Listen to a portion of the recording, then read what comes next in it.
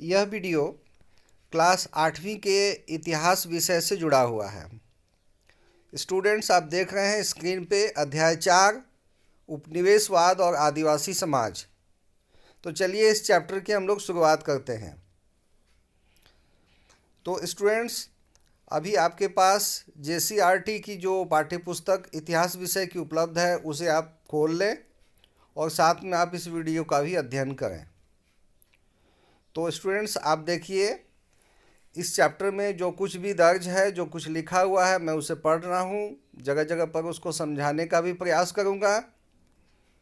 तो आपको इस वीडियो में लगातार बने रहना है। चलिए, झारखंड का आदिवासी समाज बिरसा मुंडा को भगवान की तरह याद करता है। ठीक है, ये बहुत अच्छी बात है। कोई तो हमारा आदर्श होना ही चाहिए, कोई ऐसा व्यक्ति होना चाहिए जो हमारे समाज के लिए कुछ ऐसा कार्य कर गया हो जिसे हम याद करें। तो बिरसा मुंडा जन्म तो लिए एक मनुष्य के रूप में, लेकिन उनको हम लोग याद करते हैं भगवान के रूप में। ठीक है, तो यही बात यहाँ लिखा हुआ है कि झारखंड का आदिवासी समाज बिरसा मुंडा को भगवान की तरह याद करता है। तो उनके कर्म महान रहे होंगे, उनका कार्य महान रहा होगा, समाज को दिशा देने का उन्होंने काम किया होगा, कुछ ऐसे काम किए होंगे जिससे समाज की भलाई हुई होगी, तभी ना बिरसा मुंडा को भगवान की तरह याद करते हैं। तो स्वाभाविक रूप से बात ऐसी ही है, बिरसा मुंडा ने बहुत कुछ किया और यहाँ तक कि अपने जीवन का बलिदान भी दिया। तो इसीलिए स्टूडेंट्स, बिरसा मुंडा भगवान की तरह याद किए जाते हैं। तो आगे देखिए, बिरसा मुंडा झारखंड के सर्वाधिक प्रसिद्ध आदिवासी क्रांतिकारी व्यक्तियों में से एक थे। बिरसा एक ऐसे धर्म का प्रचार करना चाहते थे जो निस्वार्थ सेवा, सादा जीवन एवं उच्च आचरण पर आश्रित था। तो कई बातें ऐसी हैं जो आदिवासी समाज में तो स्वाभाविक रूप से देखने को मिलती है। जितने भी आदिवासी हैं, अधिकांश आदिवासी जो हैं निस्वार्थ कार्य और निस्वार्थ सेवा तो करते ही हैं। गांव में भी ऐसा देखने को मिलता है कि स्वार्थ की भावना आदिवासियों में नहीं के बराबर होती है। तो ये भावना बिरसा में भी थी।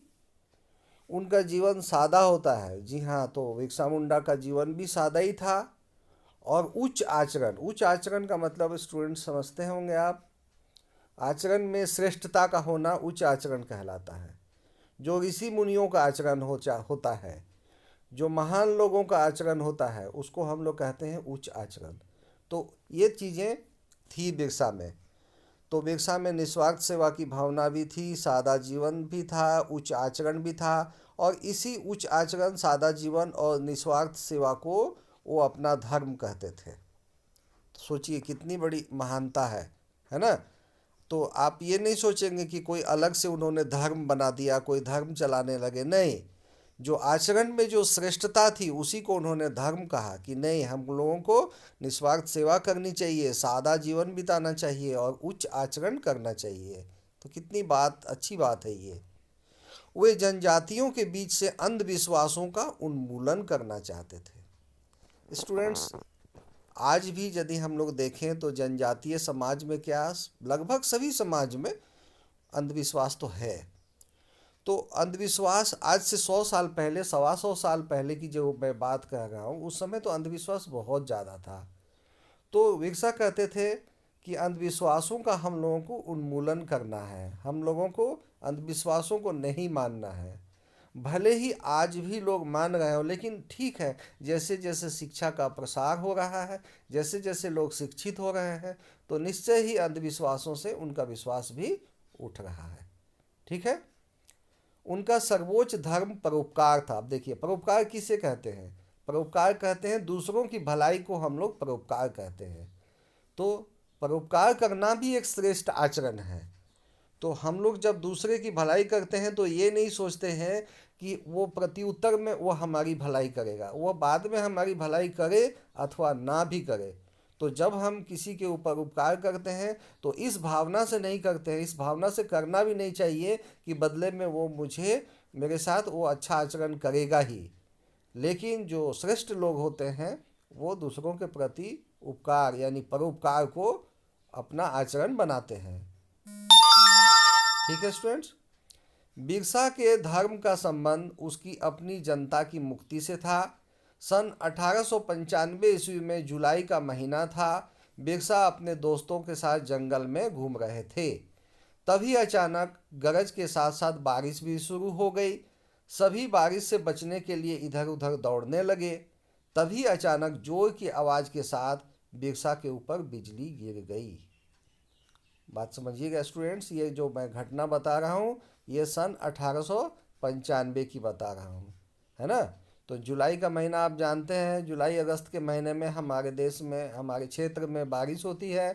तो काफ़ी तेज़ बारिश हो रही थी और ये तो जंगलों की बात है, आपको पता है। बिरसा कोई बड़े शहर में नहीं रहते थे, कोई लंदन पेरिस दिल्ली और मुंबई में नहीं रहते थे। आपको पता है आज का जो खूंटी जिला है ना, उस खूंटी जिले में उलिहातू नाम का एक स्थान है, वहीं पे ना वो रहते थे। तो उस स्थान में तो आज भी घनघोर जंगल है। तो उस स्थान पे अचानक बारिश होती है और बारिश होने पे सभी लोग इधर उधर दौड़ने लगते हैं और उसी समय जो है एकाएक जोर की आवाज़। तो आगे देखिएगा स्टूडेंट्स, सभी बारिश से बचने के लिए इधर उधर दौड़ने लगे। तभी अचानक जोर की आवाज़ के साथ बिरसा के ऊपर बिजली गिर गई। लेकिन बिरसा को किसी भी तरह की क्षति तो नहीं हुई, माने प्राण हानि नहीं हुई। लेकिन उनके शरीर का रंग परिवर्तित होकर रक्त की तरह, रक्त यानी खून, ब्लड, रक्त की तरह लालिमा लिए हुए प्रतीत होने लगा, माने उनका शरीर लाल जैसा हो गया। तब बिरसा को लगने लगा कि मेरे पास तो चमत्कारी शक्तियाँ आ गई हैं। मैं सभी जनजातियों की समस्याओं को दूर करने आया हूँ। इस नए धर्म के प्रचार का विचार बिरसा के मन में इसी घटना के फलस्वरूप उत्पन्न हुआ जब वे 20 वर्ष के थे। स्टूडेंट्स, मैं आपको बता दूं कि बिरसा ने इस धरती पे केवल 25 वर्ष का जीवन पाया है। 1875 में उनका जन्म होता है और सन 1900 में उनकी मृत्यु हो जाती है। सिर्फ 25 साल का उनका जीवन है। आप ये नहीं सोचेंगे कि काफ़ी वो बूढ़े हुए होंगे, काफ़ी उम्रदार हुए होंगे तब उनकी मृत्यु हुई, ऐसा नहीं था। वो तो 20-25 साल का तो जीवन ही पाए थे। और अभी जो घटना मैं आपको बता रहा हूँ वो 20 साल है ना, 20वें साल में यह घटना हुई। तो बाकी के 5 साल उन्होंने क्या किया, तो आप सोचिए कि एक मनुष्य के लिए जीवन का जो है 25 साल कितना इम्पोर्टेंट होता है। और 25 साल में वो भगवान भी बन सकता है। 25 साल में वो अच्छे कर्म करे तो पता नहीं वो कितनी श्रेष्ठ, मतलब कितना श्रेष्ठ बन सकता है और समाज में उसका नाम जुगों जुगों तक याद किया जा सकता है। तो 100 साल तक का जीवन इम्पोर्टेंट नहीं है स्टूडेंट्स। जीवन जीवन इम्पोर्टेंट है कि हम लोग जीवन को किस क्वालिटी से जीते हैं, किस गुणवत्ता से जीते हैं, ये हमारे लिए ज़्यादा इम्पोर्टेंट होता है। तो ये बात हमें समझना चाहिए। तो स्टूडेंट्स आगे आप देखिए, भगवान ने लोगों की रक्षा और उनके दुखों की गुलामी से आज़ाद करने के लिए भेजा है। ऐसा कौन बोल रहे थे, ऐसा बिरसा बोल रहे थे। मतलब बिरसा को ऐसा लग रहा था कि हमारे लोग पीड़ित हैं, हमारे लोग शोषित हैं, हमारे लोगों को गुलाम बनाया जा रहा है, हमारे लोगों की ज़मीन छीनी जा रही है, बिल्कुल छीनी जा रही थी। और स्टूडेंट्स याद रखिएगा, ये ज़मीन छीनने का काम सिर्फ अंग्रेज नहीं कर रहे थे, ये दूसरे लोग भी कर रहे थे जो दूसरे स्थानों से आकर के जो है रांची क्षेत्र में, खूंटी क्षेत्र में, चाईबासा क्षेत्र में आकर बस रहे थे। ये लोग कौन थे, ये लोग साहूकार लोग थे।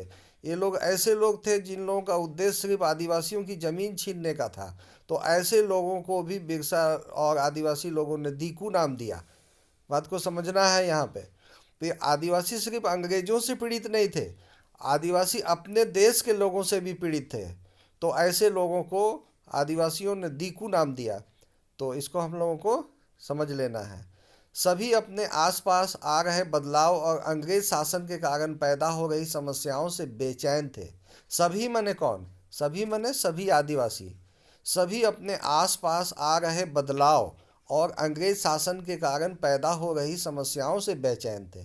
स्टूडेंट्स आप सोच रहे होंगे कि एकाएक कौन सा बदलाव आ गया जिसके चलते आदिवासी पीड़ित महसूस कर रहे थे। तो स्टूडेंट्स मैं आपको बता दूं कि एक वन कानून बना था।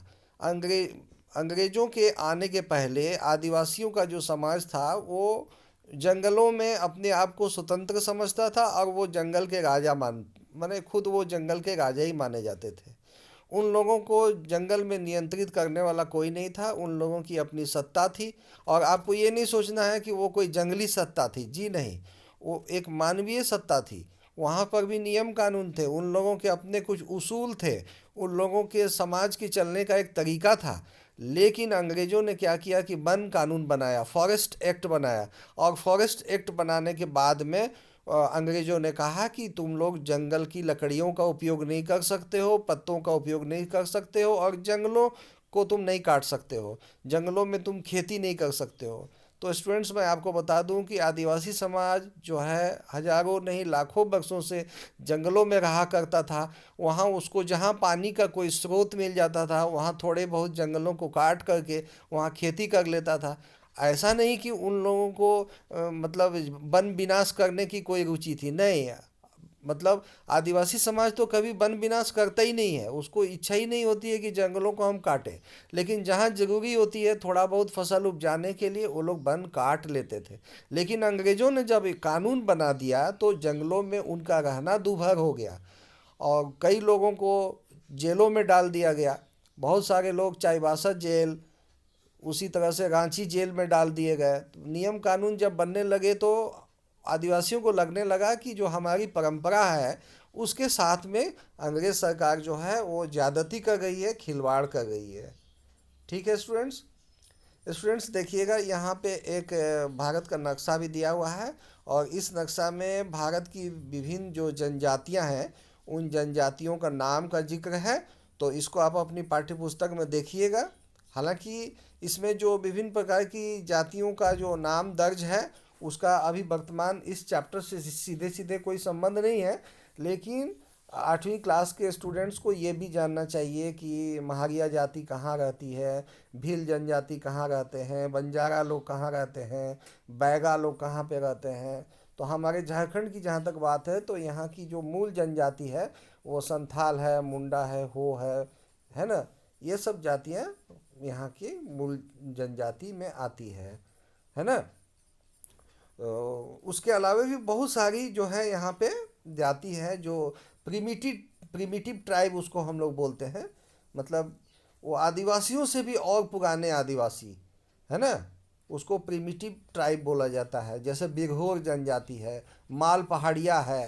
तो ये सब जो जनजातियां हैं जो समझ जाइए कि अनादिकाल से इन क्षेत्रों में निवास करती आ रही है। ठीक है। तो स्टूडेंट्स आगे आप फिर फोकस करिए अपने स्क्रीन पे। बिरसा किन समस्याओं को हल करना चाहते थे, अब सोचिए। अब बिरसा किन समस्याओं को हल करना चाहते थे। जिन्हें दीकू कहा जा रहा था वे बाहरी लोग कौन थे। बिरसा किन समस्याओं को हल करना चाहते थे, उन्हें दीकू कहा जा रहा था। वे बाहरी लोग कौन थे, उन्होंने इलाके के लोगों को गुलाम कैसे बना लिया था, अंग्रेजों के राज में आदिवासियों के साथ क्या हो रहा था, आदिवासियों का जीवन किस तरह बदल रहा था। इस अध्याय में हम ऐसे ही कुछ सवालों पर विचार करेंगे। तो स्टूडेंट्स इस चैप्टर में बहुत कुछ है। तो एक ही यदि मैं एक ही वीडियो में बनाऊं तो काफ़ी लंबा हो जाएगा। तो स्टूडेंट्स हम लोग कोशिश करते हैं कि आप इस वीडियो के अध्ययन के पहले आप इस चैप्टर को थोड़ा सा पढ़ लें। इसको आप ध्यान से पढ़िए ताकि आगे जो है समझाने में सहूलियत हो। तो इस वीडियो को मैं यहीं पे समाप्त करता हूँ और आप अगला वीडियो का इंतज़ार कीजिए। ठीक है स्टूडेंट्स।